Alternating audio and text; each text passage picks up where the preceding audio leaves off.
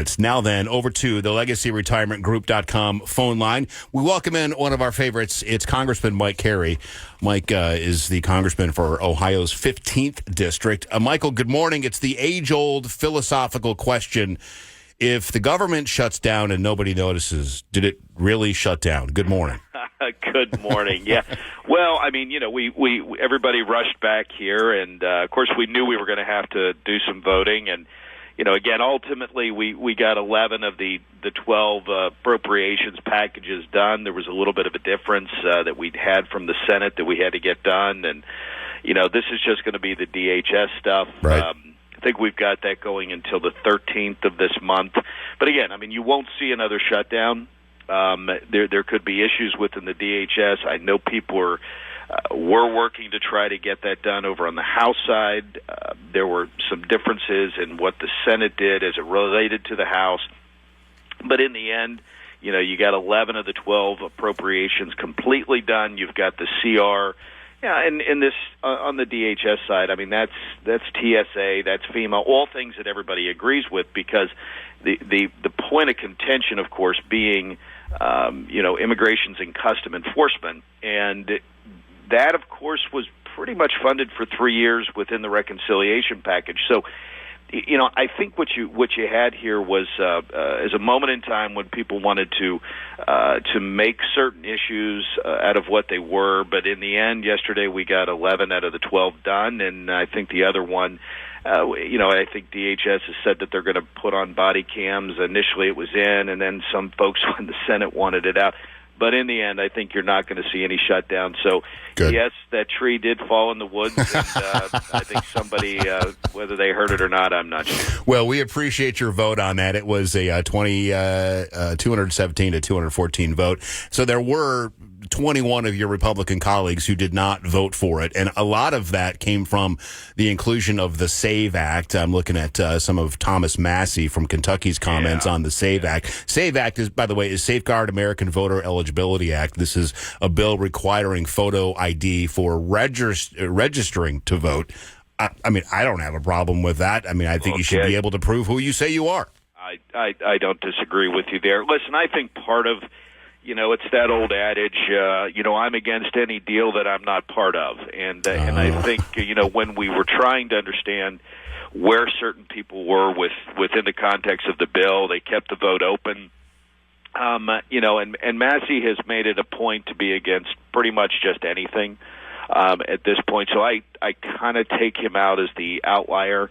But again, I think you had a number of people, you had a couple of the individuals that were problematic during the reconciliation package because they wanted something else that was not germane to what we were here to do, which was to open up the government, get 11 of the 12 packages. I mean, and for Central Ohio in the 15th Congressional District, this is a pretty big deal. I mean, not only just the regular funding and the increases and the things that we needed to get done, but also I think if you just look at the project, so people in Franklin County, I mean, this is $22.5 million that will be going into Franklin County. Or $14 million going into Franklin County, $22.5 million going in all of the 15th congressional districts. So you multiply that, 100 and sometimes over, or 200 and sometimes over. It's a lot of money for people that need road projects, water projects, all these other things. So again, I think you had some individuals that simply were just not going to be supportive of any package, no matter what it did. Yeah, they're playing politics, to put simply. Absolutely. Absolutely. Yeah, Congressman Mike Carey. And one of the things, I saw this, you've co-sponsored a bill that would prevent members of Congress, their spouses, their dependent children from trading individual stocks. It's the Stop Insider Trading Act. Yeah. Mike, I got to tell you, when you bring this up, I can't help but think of Nancy Pelosi. I'm sorry. Well, yeah, but I think it goes even deeper than that. I think, again, a lot of it is what we're just trying to do is make sure the perception is not there. Now, look, there are going to be on both sides of the aisle friends of mine that are Republicans and friends of mine that are Democrats that just simply do not agree on the banning. I think, but when you look at this, and there are provisions in here that safeguard people that are, small business owners that have family business, that have apartments or family farms and, partnerships that they've been part of. But in the end, I think what really hits home is individual members. Whether I sit on Ways and Means, many people sit on Financial Services or E&C, of course, Energy and Commerce, that are part of the Ohio delegation. And we are the entities that are writing pieces of legislation, whether it was the reconciliation package as it relates to tax, and E&C as it relates to some of the energy provisions, and financial services as it relates to your banking industry and your credit unions. All of these things.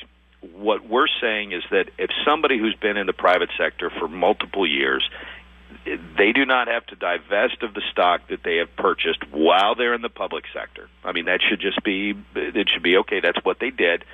But what you can't do is, while you become somebody that is in fact writing laws that ultimately could affect, in many cases, stock prices, you just simply can't buy any more. Now, you can sell, but you've got to you've got to show the ethics committee, hey, I plan to sell. It can't be that, a piece of legislation is passed, right, and you get on the phone with your broker and you immediately sell. I mean, you just can't do that. The perception is terrible, it's wrong, and you're going to benefit from a short sale, whatever it is.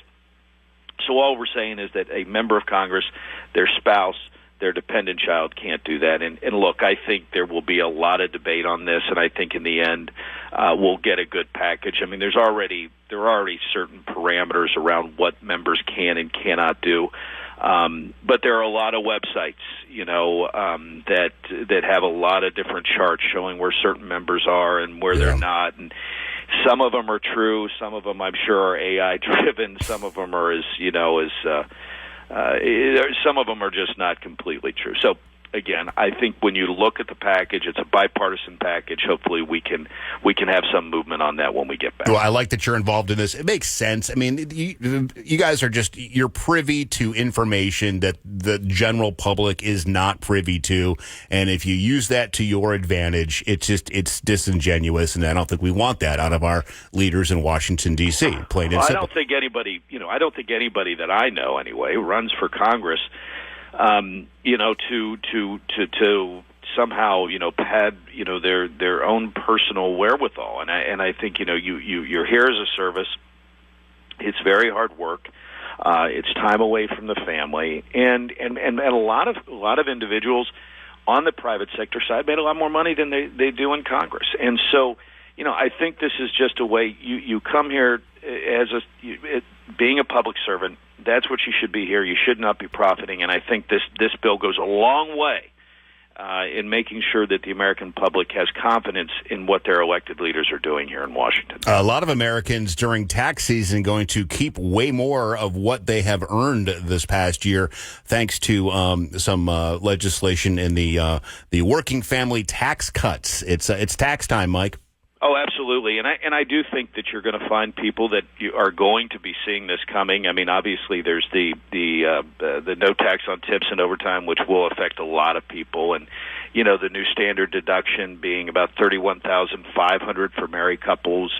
I really go back to the child tax credit again, something that I worked very hard with on both sides of the aisle. Ultimately, it was more partisan, but everybody agreed that the child tax credit should go up, and tying it to inflation, which was about $2,200 per child. I mean, that's huge. And plus, we've got these new $1,000 saving accounts for American babies, which are being matched by a lot of different organizations. And I think, again, if you're in Central Ohio, or if you're from the 15th congressional district, whether it's my district or Joyce's district or Troy's district or Dave Taylor's district within your listening audience, I think in the end, people need to understand a family of four. I mean, that's 2 adults, 2 dependent children, making $73,000 annually, and $73,000 is a lot of money. Will have no federal income tax liability. That's huge. That's huge. When you say it like that. I mean, these are, so we're expecting refunds to go up anywhere about $1,000 per average. So this is, I think people will see that as they start doing their taxes. And I think it's going to be good. I think it's going to be good for working families. But ultimately, this was all part of the reconciliation package. So there have been good things. that have been happening, and I think people will see that here during this tax season. Congressman, are you going to be able to be home this weekend to watch the Super Bowl with the family? I'm going to be home. I'm not sure I'm going to watch the Super Bowl. I'm not a big fan, and obviously, when you're an Ohio fan like us, boy, I'll tell you, it's but yeah, I mean, I'm sure I'll have it on. It'll be on in the background. I'm sure the commercials will be entertaining, as they always are. Eat a couple of chicken wings and go to bed early. It sounds good. Yeah. Congressman, I always appreciate your time. You're very, very generous to jump on and join the program. We appreciate you very much, and I appreciate all the hard work in Washington, D.C. Congressman Mike Carey, have a great rest of your week. You do the same. Take care.